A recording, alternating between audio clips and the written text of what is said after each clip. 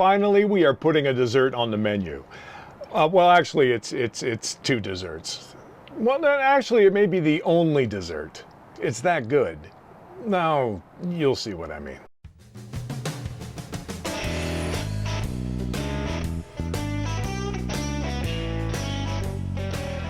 Well, hey everybody, welcome back to the KGB. Now, look, we are talking about two of my favorite desserts here. We are talking cheesecake and we are talking banana pudding.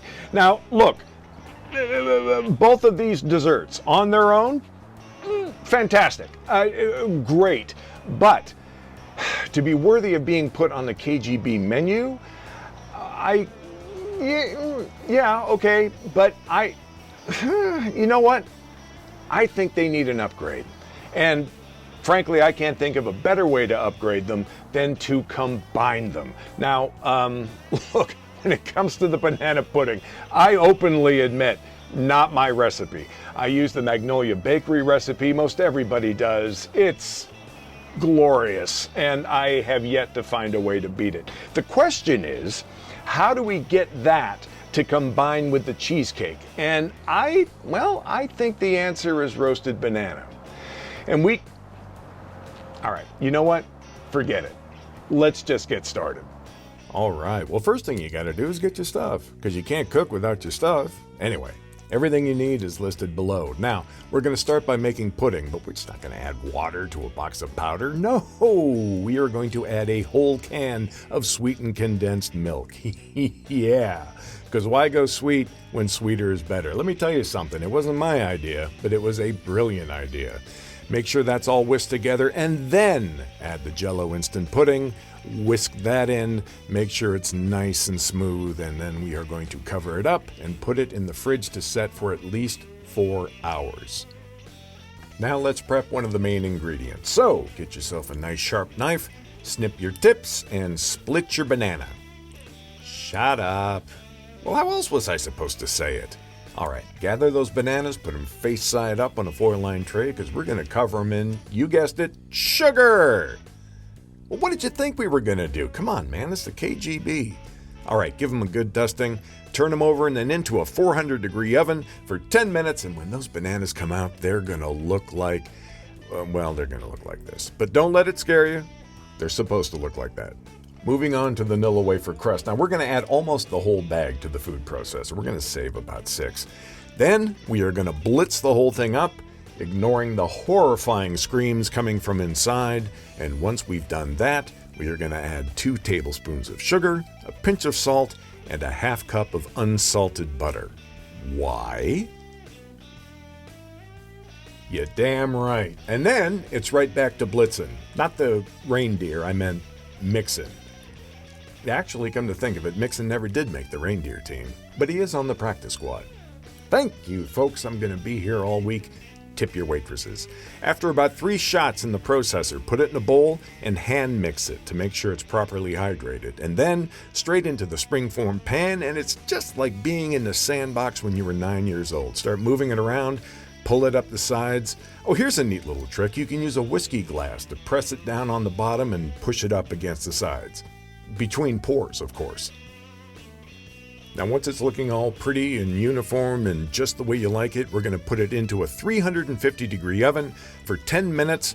And then once we pull it out, once it's cooled, we are going to, wrap it in foil? Okay. Double wrap it in foil?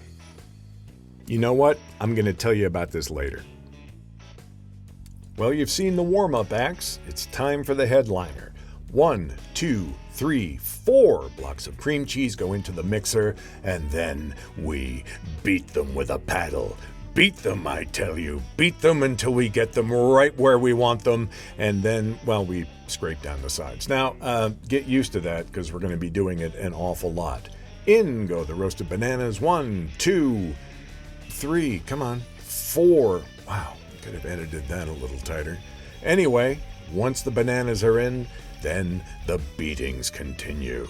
And we work everything through until it's nice and smooth. And then it's 2 tablespoons of cornstarch and, of course, 3/4 of a cup of sugar. And then the paddle goes back to work. You know something? I think this paddle is actually enjoying this. And there we go, scraping down the sides again. It's a lot of this. It's a lot of paddling, a lot of scraping, paddle, scrape, paddle, scrape. It's all about really getting this mixture as smooth as we can get it. That is 1/3 cup of sour cream going in. That's 2 teaspoons of vanilla extract.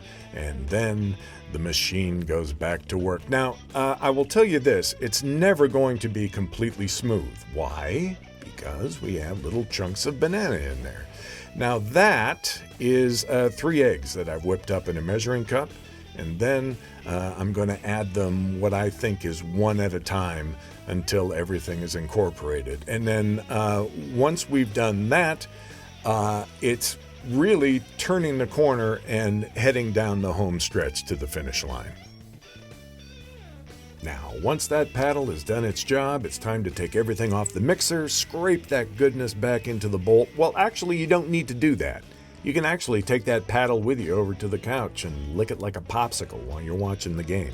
But do take some time to hand mix what's left, get it off the sides, get it off the bottom, and then pour it into the springform pan. Now there you can see, not completely smooth, little chunks of banana goodness.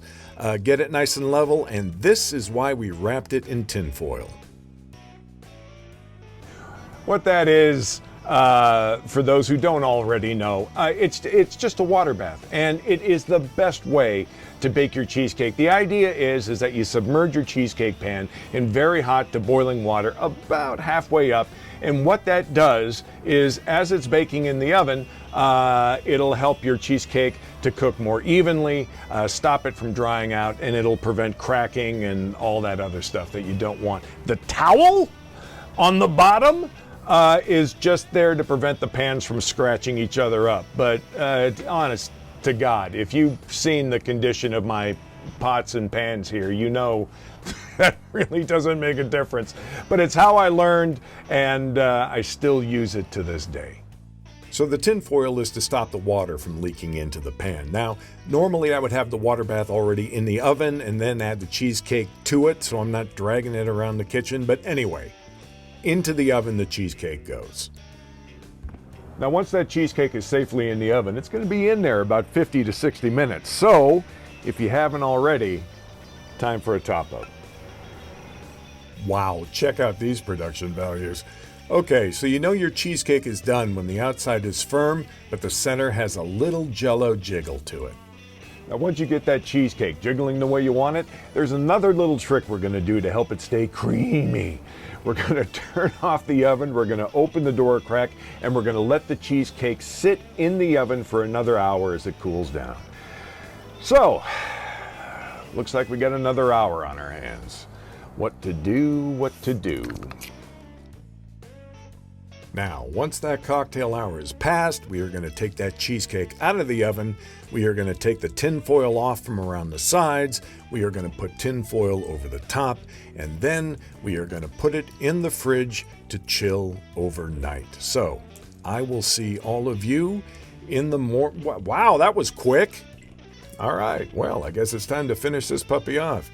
Get yourself a nicely peeled banana, cut it into nice even slices, and then take that cheesecake out of the fridge, and let's put a nice layer of bananas around the top. Once you've done that, pull the pudding out of the fridge. Look at that, nicely set up. And let's put a nice even layer of that on top of the bananas. Get yourself a nice big spoon, just flop it on there, and then you can smooth it out. And because it's the KGB, let's not stop there.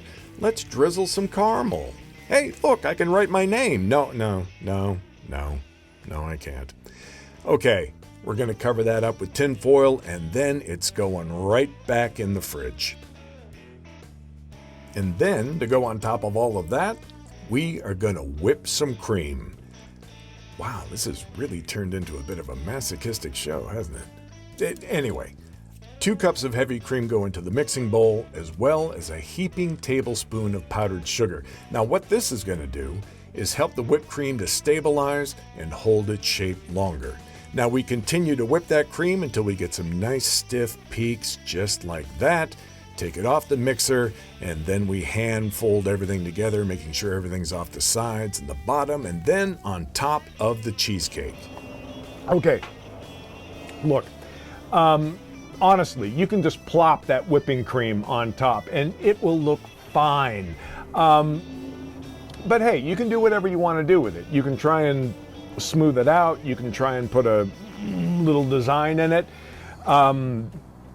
Me, honestly, I have this little thing I do that I call stormy seas. And honestly, it's the most forgiving way I've ever found to apply whipping cream. And all I do is I take my spatula and I whip up little waves on top. And I promise you, you spend 15 seconds doing this, people will think you spent an hour on it. So sing your favorite sea shanty and churn up that ocean. Big strokes at first, going to smaller ones. Remember, you are the mighty creator. Oh, hey, speaking of which, anybody remember this guy? Bill Alexander, the OG of PBS, Magic of Oil Painting. Bob Ross studied his technique before getting his own show. Oh my God, the guy got me painting. The hell are we talking about? Oh yeah, cheesecake. Now, once you're done playing God, it's time to decorate the top. So, get some more of those sliced bananas and work your way around the top. I go big circle around the outside and smaller circles into the middle. And finally, we're going to need some Nilla wafers, all crushed up to sprinkle over the top. Now, you can go back to the food processor if you want, blitz them up again, but I have a better way. I have the best way for doing this. So here, I'm going to share it with you now. So look, take a good handful of your Nilla wafers, right? Hold them up, okay? Now, this is important. Close your eyes and think about the Lions losing to Green Bay on Thanksgiving Day and just crush. Now, I do want to say that sometimes that method works a little too well and you wind up with powder. So, be careful. Pay attention. Anyway, take those Nilla wafer crumbs, sprinkle them over the top, nice and pretty, and that's it, folks. We're done. Bring it to the table. Once you take off the sides of that pan, you'll see that beautiful Nilla wafer crust. And always remember, drizzle some caramel over the top when you serve, because this is the KGB. And there we go, guys. Our first dessert for the KGB menu. Look, if you liked what you saw, obviously, I would love it if you liked, subscribed. I think it would be fun to try and build a little community here. But look, more than that, I just hope you try it, because I promise you, this is going to be one of the most amazing desserts you will ever eat, even though it's a little on the heavy side. But then again, everything here at the KGB is going to be a little on the heavy side. Yeah. You know how they say always leave room for dessert? Well, in this case, it's best to skip dinner and just go straight to dessert. But trust me, it's going to be worth it. So look, if you do try it, tell me about it below. Leave me a picture or leave a suggestion as to what you think might be good for the KGB menu. Otherwise, just come on in for happy hour. You know us, we're open 24 hours. We'll feed you, and we'll always give you a little something to wash it down.